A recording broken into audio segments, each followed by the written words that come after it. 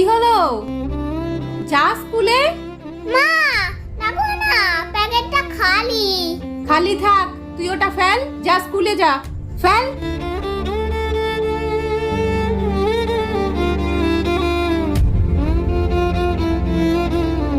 এই খালি প্যাকেটটা এখনো পড়ে আছে এখানে। কি ব্যাপার, কেমন একটা ভারী মনে হলো? মা, এই প্যাকেটটাতে ক্যাডবেরি আছে গো, নেব? ঠিক আছে বাবা, নাও নাও। ইয়ে, কি মজা।